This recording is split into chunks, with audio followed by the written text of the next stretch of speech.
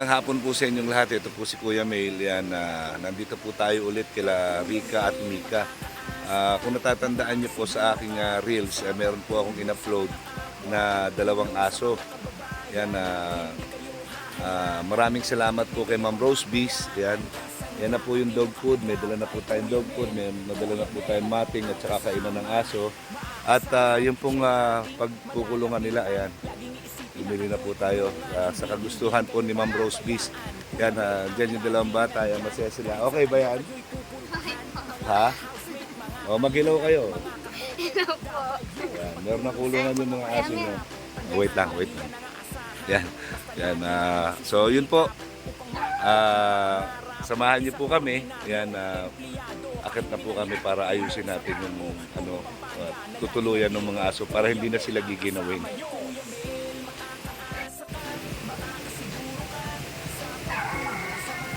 Tara na po.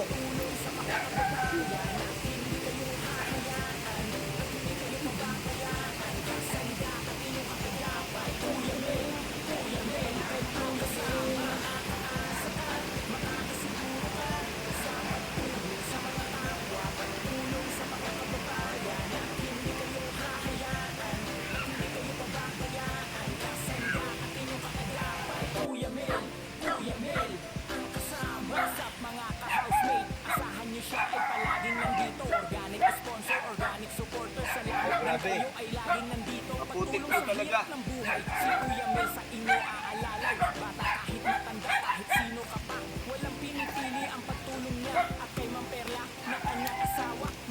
Laging nakasumbong ang anak niya si James Yamilan na taga-edit ng kanyang mga video. Kanyang apo na si Gia na taga-sayaw. Alagang aso pusa, lagi din nandito. Kaya dito ka na, huwag kang mangamba.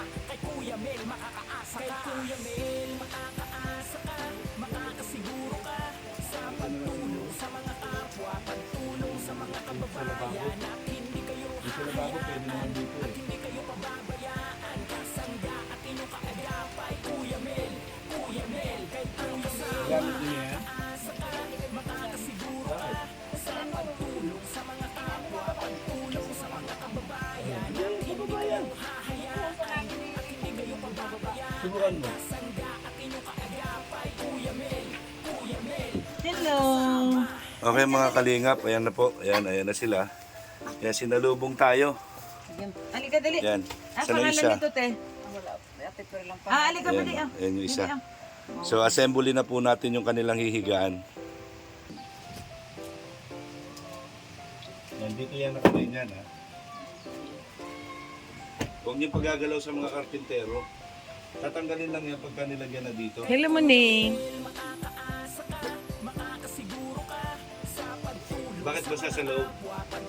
Ano po yun, nagtutubig siya, hindi naman nag-aampiyas, kaya lang nagtutubig yung simento. Hindi naman nag-aampiyas. Tutubig? Oo, ganun daw yan, pag bagong ano daw po yan, pag Semento? tubig daw yan. Mabuti daw kung may karton lagi daw, lalabagan daw ng karton. Galing dito si Nelson, di ba? Kahapon. Kanina nakasalubong lang. Hindi ko yun, nanggaling lahat yata yun sa bundok. Hindi ko na dito. Sa mga kalingap, okay mga kalingap yan, gagawin na po natin, assembly na natin. Kahit minaliit tutulong sa tao, tubong Pampanga na lagi nandito. Kuya Mel ang kasama nyo. Kuya Mel, makakaasa ka, makakasiguro ka sa pagtulong sa mga kapwa, pagtulong sa mga kababayan. At hindi kayo hahayaan, at hindi kayo pababayaan. Kasangga at inyong kaagapay. Kuya Mel, kay Kuya Mel, makakaasa ka, makakasiguro ka sa pagtulong sa mga kapwa, pagtulong sa mga kababayan. At hindi kayo hahayaan, at hindi kayo pababayaan. Kasangga at inyong kaagapay. Kuya Mel, ang kasama. What's up mga ka-housemate? Asahan nyo siya ay palaging nandito. Organic sponsor, organic supporter. Salamat din kayo ay laging nandito. Pagtulong sa hirap ng buhay, si Kuya Mel sa inyo aalalay. Bata kahit matanda, kahit sino ka pa, walang pinipili ang pagtulong niya. At kay Ma'am Perla na kanyang asawa, nasa likod laging nakasuporta. Anak niya si James, Yamila na taga-edit ng kanyang mga video. Kanyang apo na si Gia na taga-sayaw, alaga Mel, makakaasa ka. Kay Kuya Mel, makakaasa ka. Makakasiguro ka sa pagtulong sa mga kapwa, pagtulong sa mga kababayan, at hindi kayo hahayaan at hindi kayo pababayaan. Kasangga at inyong kaagapay, Kuya Mel, Kuya Mel, kay Kuya Mel, makakaasa ka, makakasiguro ka sa pagtulong sa mga kapwa, pagtulong sa mga kababayan, at hindi kayo hahayaan at hindi kayo pababayaan. Kasangga at inyong kaagapay, Kuya Mel, Kuya Mel, ang kasama.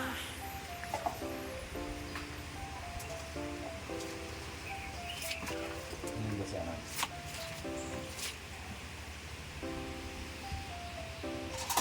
Upo ka di. Ang galing ko na lang kaya to.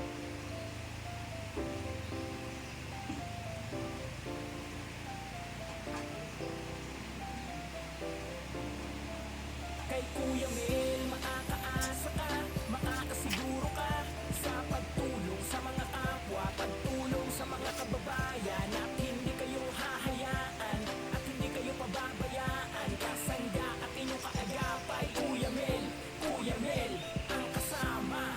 Maaasahan, siya'y ating malalapitan. Laging iisipin na kayo'y tulungan, hindi kayo pababayaan. Yan ito, meron na po Kuya silang Mel, bahay, no? laging nandyan, kahit saan kayo Lapit pa sa kayo'y Manila pupuntahan. ilalagay. Mga ka-housemate, mga kalingap, mga ka-OFW, pagtulong sa mga mahirap. Tandaan, lagi yan ang aasahan. Basta lagi lang magsusumikap upang Siyempre. maabot ang mga pangarap.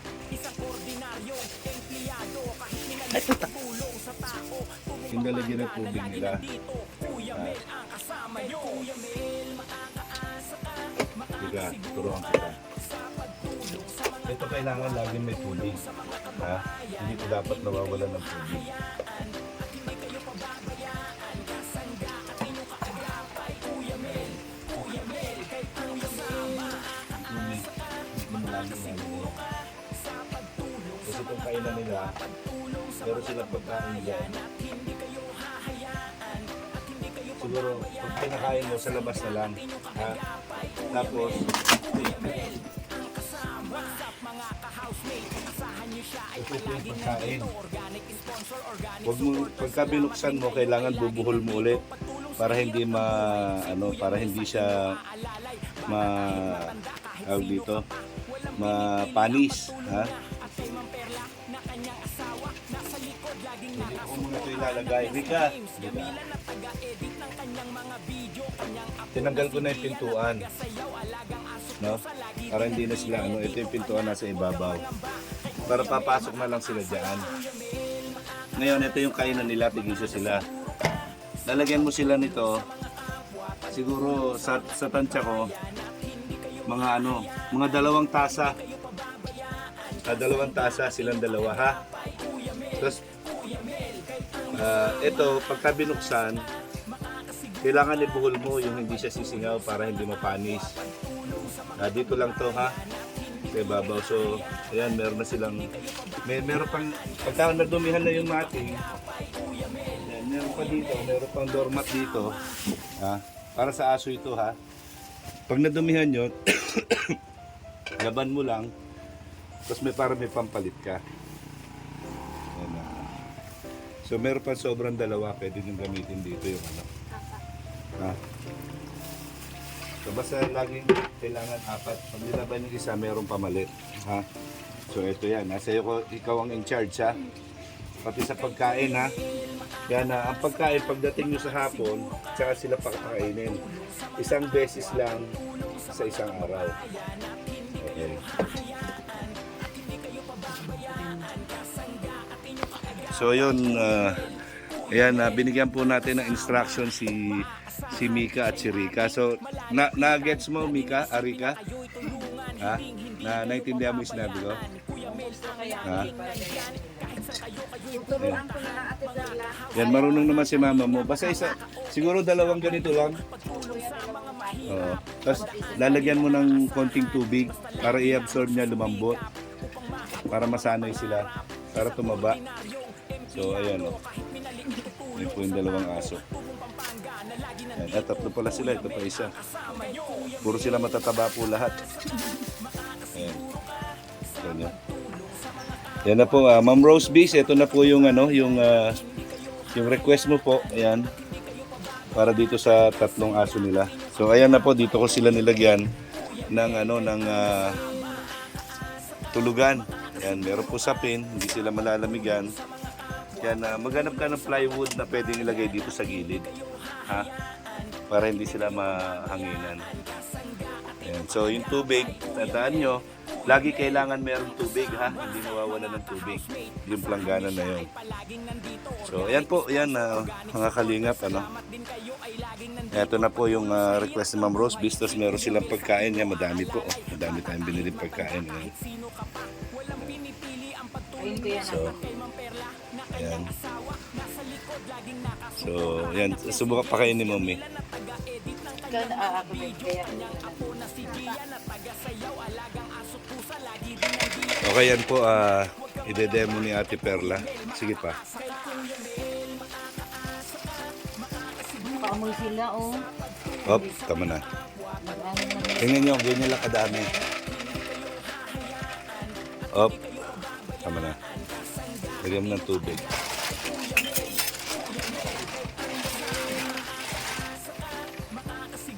Sige, bus mo lahat yan.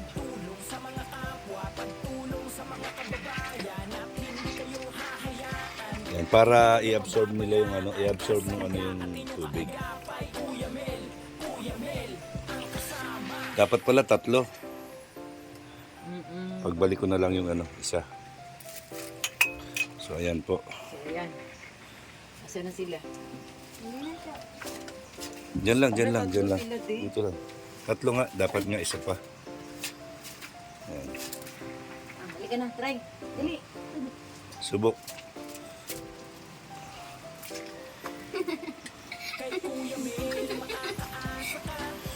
Yan na po. Yan.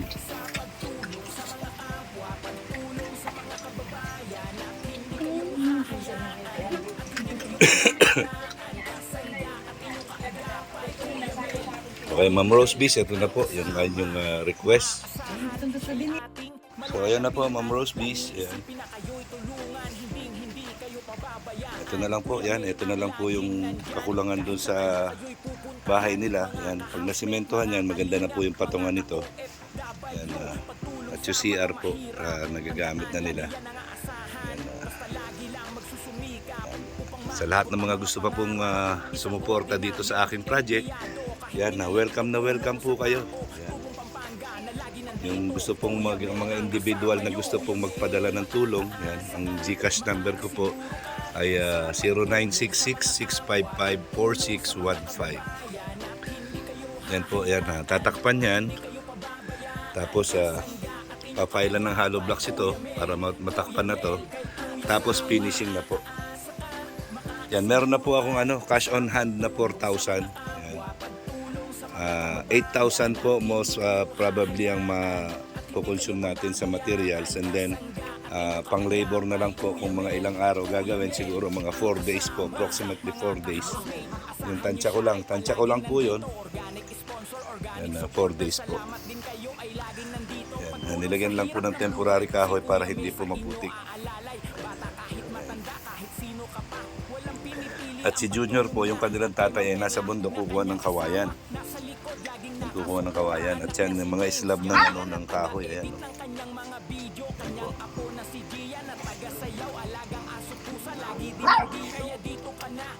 Mga slab.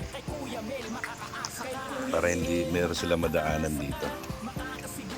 So, yan po, nakita nyo, halos ubos po. Yan, po. Ayaw magpalapit ng dalawa eh. Dalawang maliit ayaw magpalapit. Meron sila.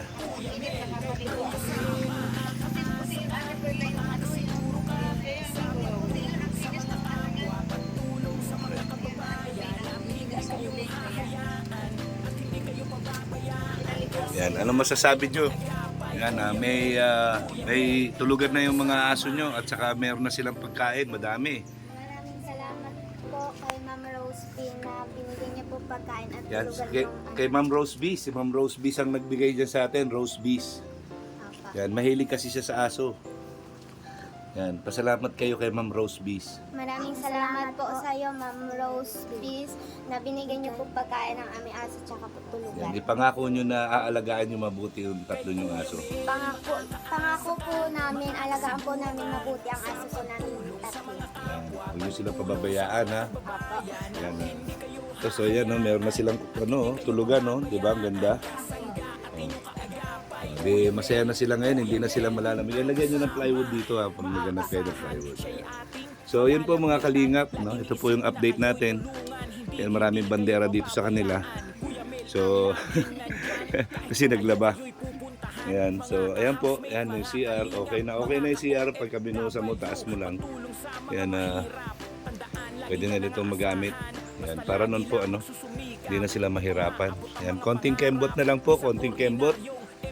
Yan at good to go na po. Yan. Finishing na at ako na lang po ang magpipintura nito. Yan, ako mismo ang mag-hands-on magpintura nito. So yan po mga kalingap po. Yan, naubos na nila yung isa. Ay grabe. Yan. So ngayon talagang busog sila ngayon. Yan. Tingnan niyo po yun. Yung isa, sabi niya, ano to? Higaan ko ba to? Yan. Diba? Yan, dilinis na sila ngayon.